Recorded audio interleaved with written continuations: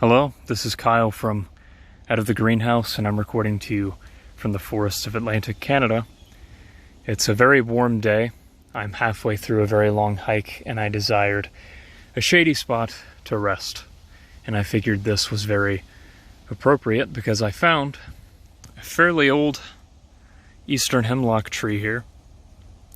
Now, I've been to this forest several times, and it's a fairly large forest. And I haven't found a single stand of hemlock once until now.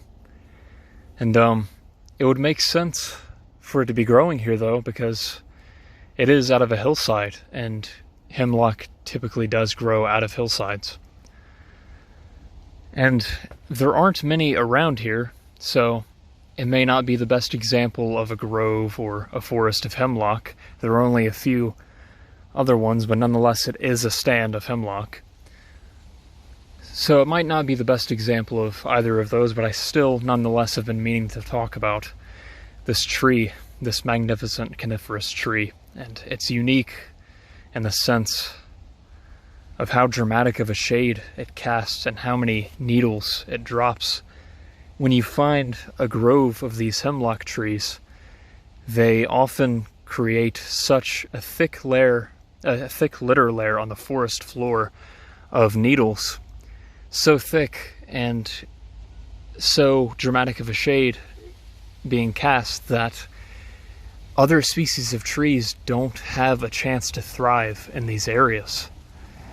And this includes coniferous trees as well. Any kind of trees, deciduous, coniferous, it doesn't matter. And a lot of other plant life has a hard time trudging through as well, including mushrooms.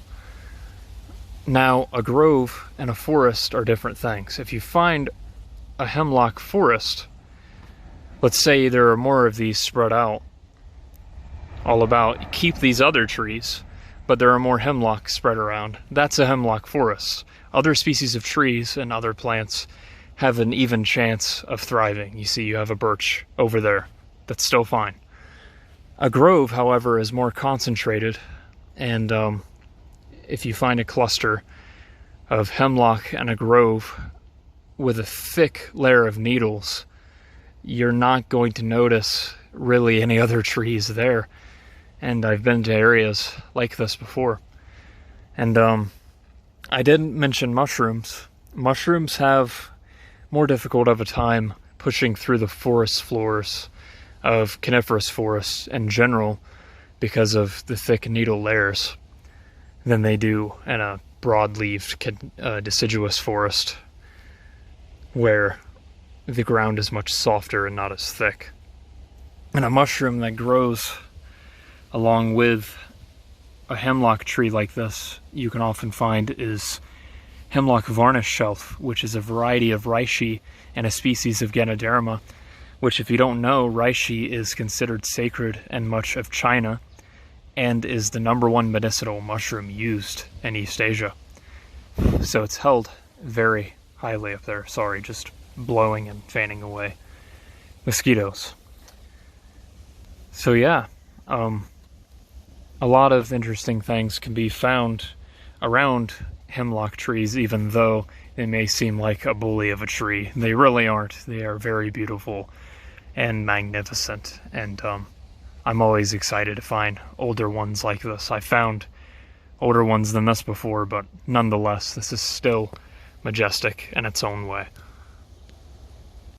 When examining these branches closer, you could probably see why a tree like this drops so many needles and casts such great shade. There are a lot of them, and if you look closely, you might notice that they have a waxy finish. All coniferous trees, and another word for coniferous trees is softwood, all these trees have a waxy finish on their needles, and this preserves moisture throughout the winter, a drought period. We have very harsh winters here in the boreal forests of Nova Scotia, so this is essential.